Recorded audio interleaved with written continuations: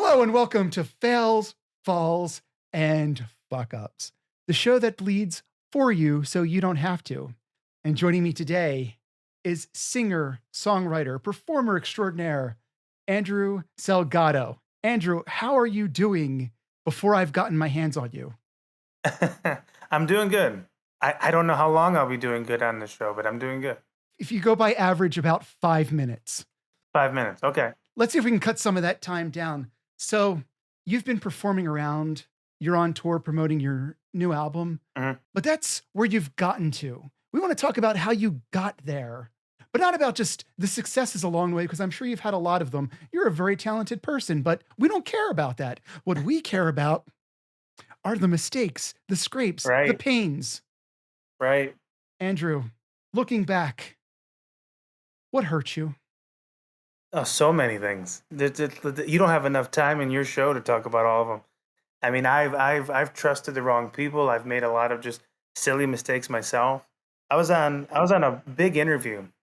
It's the first time in North Carolina, and it was their major radio station.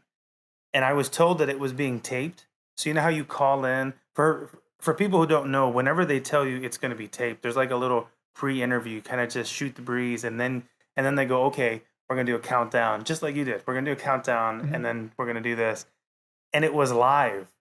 And so I called in, and they said, who do we have here today? And I'm like, hey, it's Andrew. I called 10 minutes early. I'm here for like 9:15 or something, whatever the case was. And they were like, "Oh, Andrew Salgado, all the way from and they were going into the interview, and because I had done so many that were taped, I was in that mindset. So they were like, "All right, let's talk about the album." And so I was like, "Yeah, we should do that." And I was just shooting the breeze like what we were going to bring up live. And they're like, okay, what about you're in town to put the Pickle Fest? Yeah, we definitely want to mention that.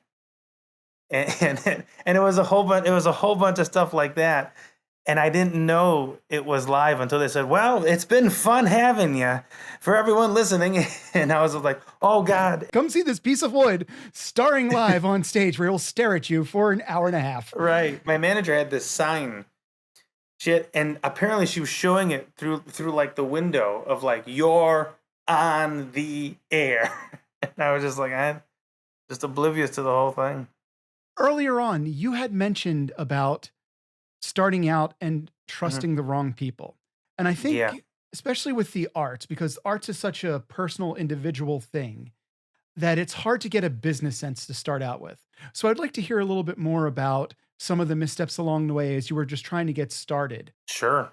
It seems like every 4 years somebody tells me about the brand new social media thing that I got to do with my career, and I got to devote all my time to that. I remember when someone was telling me about Vine, and they're like, "You 6 second videos, you got to go do it, and just go do a whole bunch of stuff." And I wasted so much time doing that, and then Vine went away.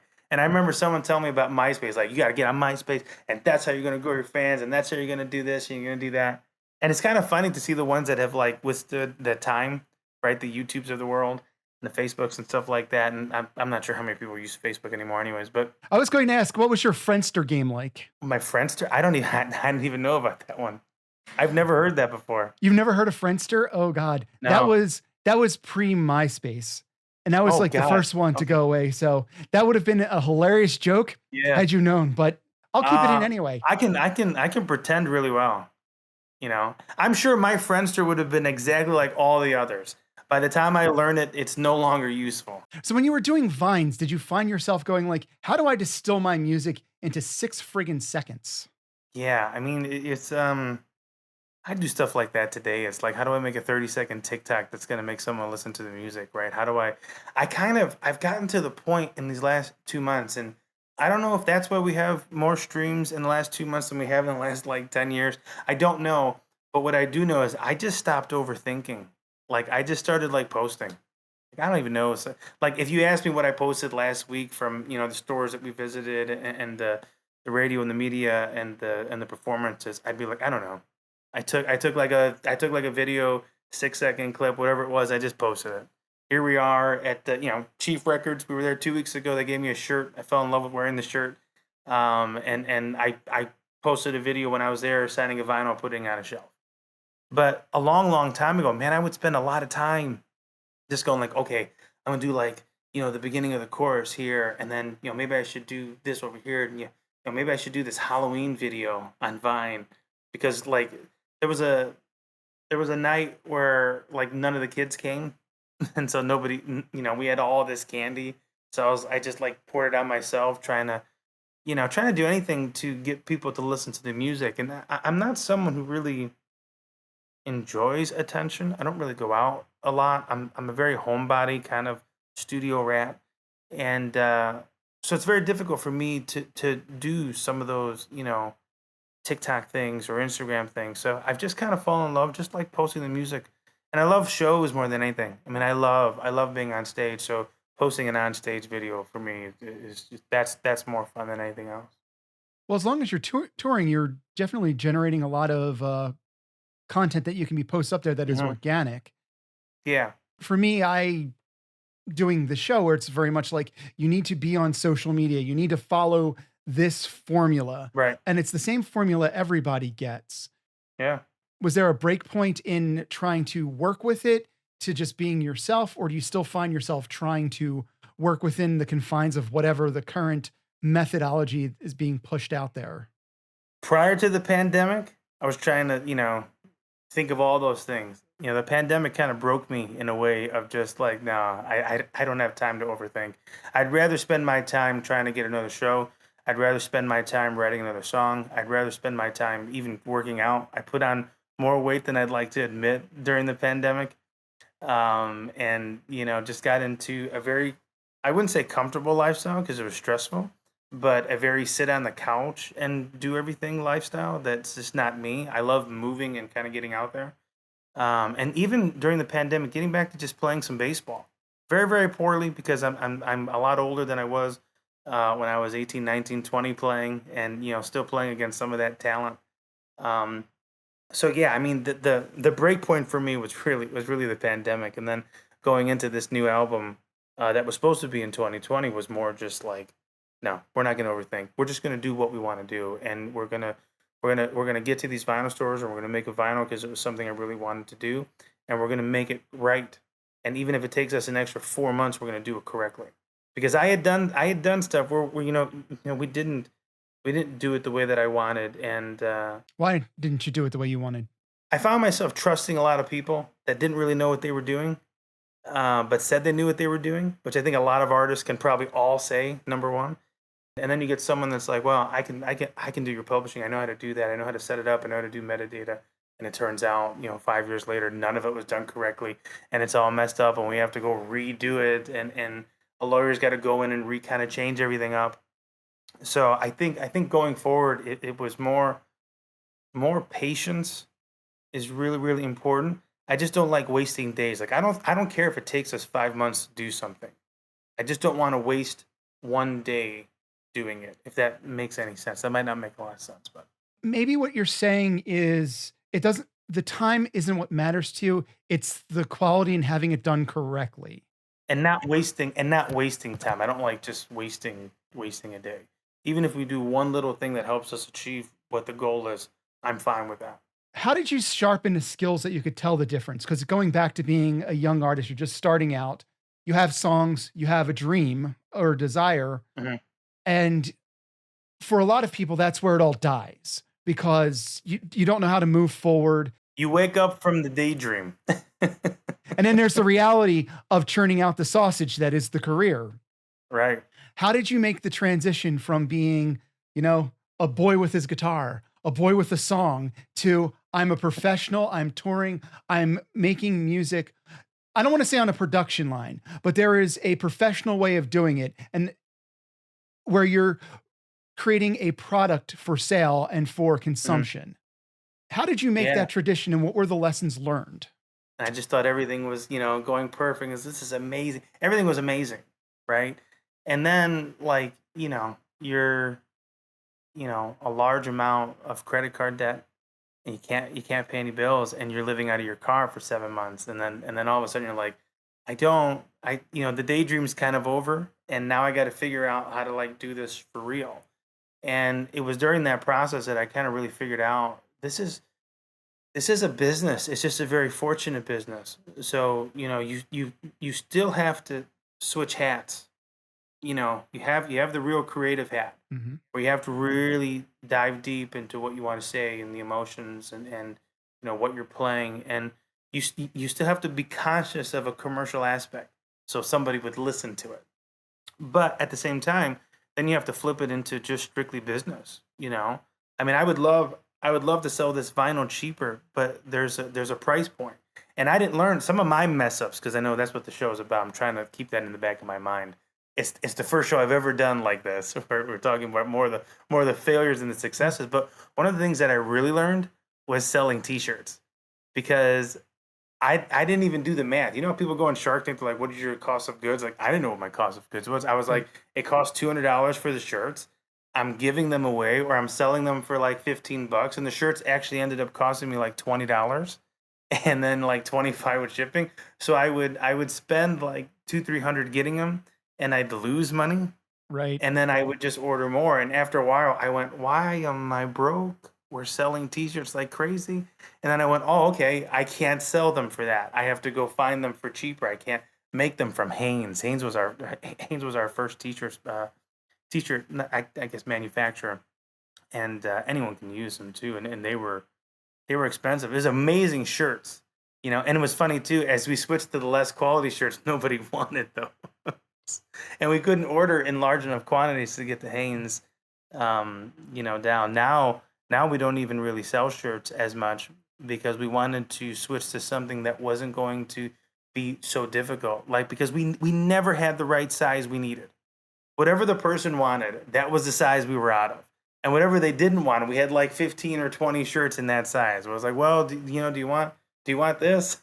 you Can know, you eat a lot less for a few weeks, or can you eat a lot more? I got you or eat a covered on lot either more. side, but Right. we don't Yeah. have mediums. I know. And then we never had kid sizes too. So it was just like, oh, can they fit in a small? So then we shifted to a journal because I'm a songwriter and I love writing. And I love writing in journals. I actually use my own journal a lot now, which is pretty cool. And that's one size. And we did the hats, and that's one size. And we did because they have a snapback. Right. And we did a shot glass set, and that's one size. Not that kids can buy the shot glasses, but it started to make things a little bit more simpler for us. So so we didn't have to lose a sale, number one, and we didn't have to overthink and spend just a whole bunch of time doing things that isn't going to help us. I mean, right now we need to be getting on as much media and getting the music out there as much as possible, not ordering shirts and a whole bunch of other stuff like that. And I know a lot of bands have a lot of success with shirts. I don't know how they're doing it because the math just doesn't make sense for someone like me. But there must be a way that it makes sense for them.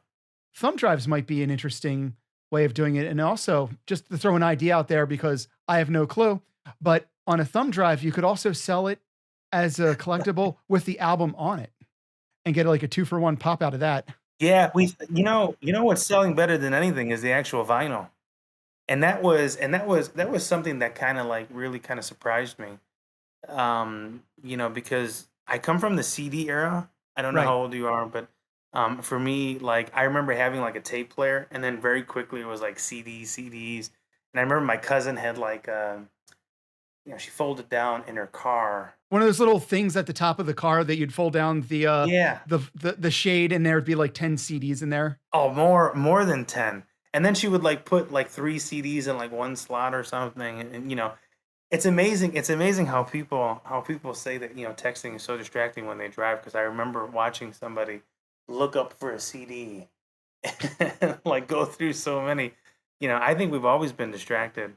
Driving, and I never had anything like that because I would like fall in love with one CD. I don't know if you did this, but I would fall in love with one CD for like 2-3 weeks Yes. and would just like listen to like all those songs. And for me, the early Keith Urban albums in the early 2000s, I listened to those so much that I'm sure I irritated many, many people that happened to be in the car with me going like, why are you listening to this again? And I was like, oh no, I just love hearing it, and I want to listen to it again and again. just connecting to the vibe. Yeah, I do that too. Since you are you've got a bit of this old school taste in music or whatnot. I think if you're out there doing something, no matter what it is, no matter the angle, all that kind of stuff, I think if it's authentic to you, it really really works. For me, I had to really get to that point of like I'm not traditional country, you know, um, but I'm a little flavor of this, little flavor of that, but it still is three chords in the truth. So there's still a country heart to it, but it's layered differently. And I had to get to that honest point on my own of being okay with doing it. And I was nervous. I was nervous doing this press tour. I was extremely nervous. April 7th, the day before we started coming out, and just going like, yeah, I hope everybody likes it. I hope there's 50%. I truly believe for something to be good, half of the people have to not like it and half the people have to like it. Otherwise, it's not real art. I don't think you're pushing it enough if everyone just likes it. That goes back to the whole thing, like, I wanna write the songs that are truthful to me, but they have to be commercial because, Hmm. to be honest, I don't wanna go back to working at Wawa or, 7-Eleven Right. while playing on the weekends, and that requires a certain amount of Right. writing for the audience. Yeah. When you're trying to balance out how you're writing your songs, do you ever have to find yourself maybe scrapping something because you've gone, "Okay, this isn't authentic to me. This is like, in my trying to formulate this, this became too Oh yeah. empty, too this is not my voice." Yeah, there's a couple songs on the other albums that were like that. And I think what I was really proud about with this album is I didn't have to do that once. There were actually songs that we stopped recording because of that process and put other songs in. I mean, we had plenty of songs to choose from because we had 2 extra years to just write. And we had released 86 Volume 1 in 2018, and in 2019 started writing the next one with the plan of recording it in 2020. But because we got almost an extra like year and a half, I just continued to write. And so we had plenty to kind of go, okay, this isn't what it needs to be. Let's just stop. Let's just can it. And let's try and record this one. And let's try to record this one. I think there were two songs on the album that weren't even on the original plan. And one was recorded the last day, the song called Keep Coming Back. It was recorded the last day at 2 in the morning. And it was recorded because me and my manager sat down and went, this other song, it just doesn't work. Like it worked when I wrote it, but somehow down the line here we kind of, I wouldn't say messed it up, but it just doesn't work anymore. And it doesn't work for me, and it's not really something I really want to put out and say and all that kind of stuff. And it was like, can we track one like this late? Like, there's 8 hours left of the studio time that we have on here, and we just did it. And it's one of my favorite songs on the album. When you're making your music and you are recording and you're there, Mhm. clearly you are a decision maker as to what goes on your album or whatnot. Mhm. Is it 100% you? Is it shared between you producers and your manager? Is there a brain trust that what is put on an album goes through? Yeah, this last album I got lucky because I actually was the producer for 13 tracks. So I didn't have to fight with the artist and the producer. But I had a really great engineer that I was able to throw stuff off of and get an honest opinion. At the end of the day, the decisions do come down to me, but you have to be really good at not always listening to yourself and really taking other people's feedback and their honest opinion.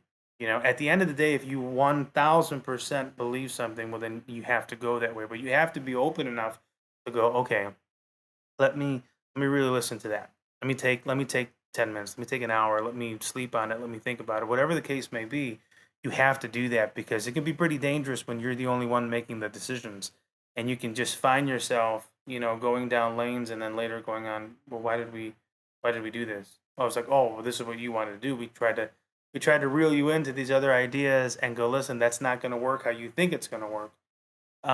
So yeah, I mean, I have a really good team around me that I trust, which is more important to me. Um, so I use it quite a lot. Do you also go by consensus? Like, get a sampling, like I made this, and then you showed it to, for a lack of a better way of phrasing it, like Yeah. 15 of your friends, and then kind of gauge. Actually, if they all like it, I know it's not good Hmm. because I know they're all so different with music taste. So if I show something to my best friend Lewis of like 20 something years, and I show something to my fiance and I show something to my manager, and they all say the same thing, it's not gonna work. But if some of them really love it, and some of them are like, it's good, but that's not my really kind of thing, then I know that I'm closer to what I want to do.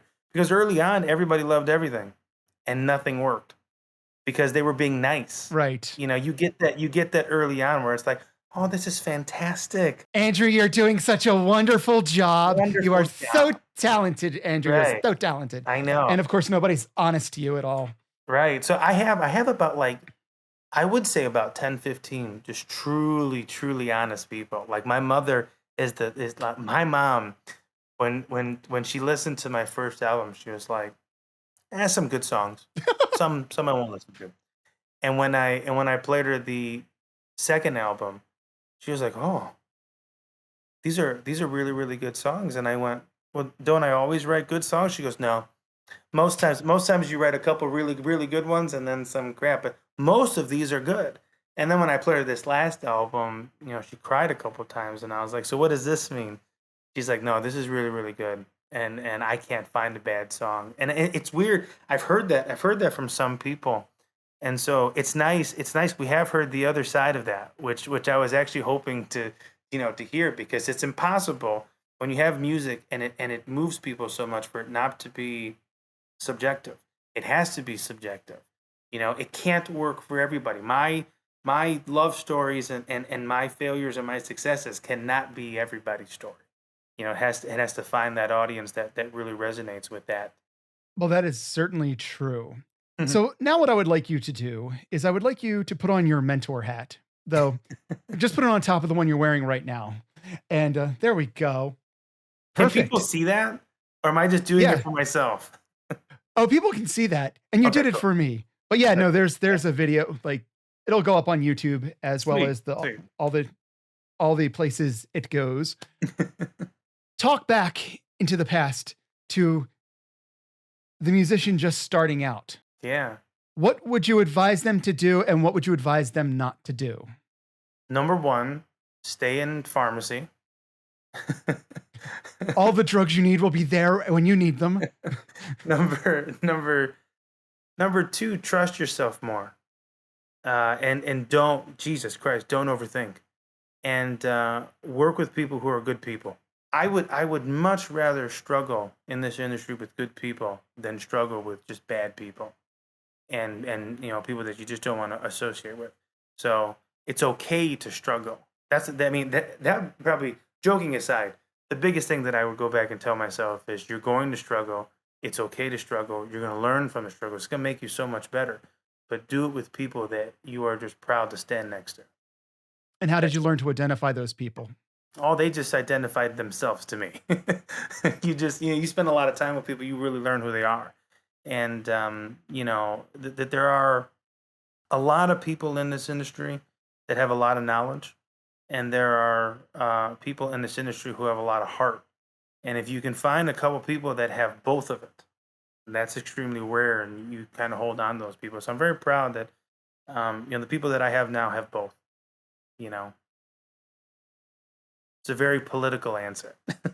It very, very much so is. You've offended nobody. Right. Um, though what I would ask this, another question, a follow-up to that. Sure. So we've now established to this young artist person, you can find people they can with knowledge. How would you get their interest? Looking back, Oh, the people to work with? yes, what would be something that you did or said that attracted someone's attention so they'd be like, "Oh, this guy's serious, this guy is worth talking to." Do you have advice along those lines? Yeah, I would say people always find you. I would tell that to anybody right now. Go do your thing.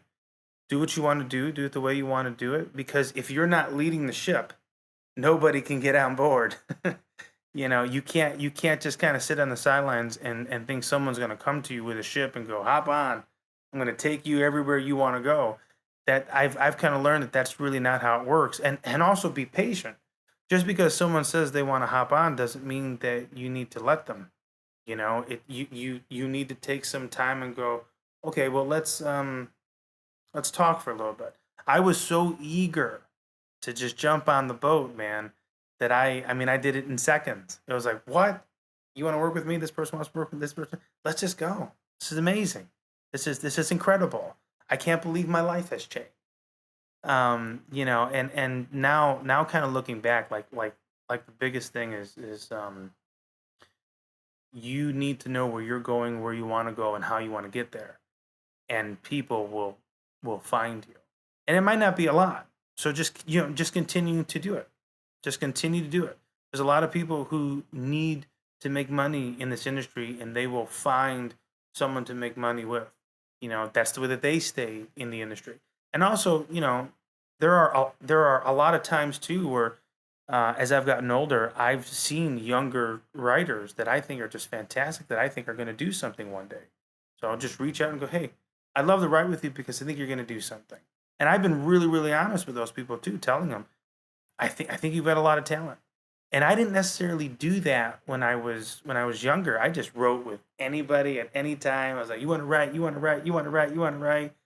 Sometimes I didn't even look up what they had done.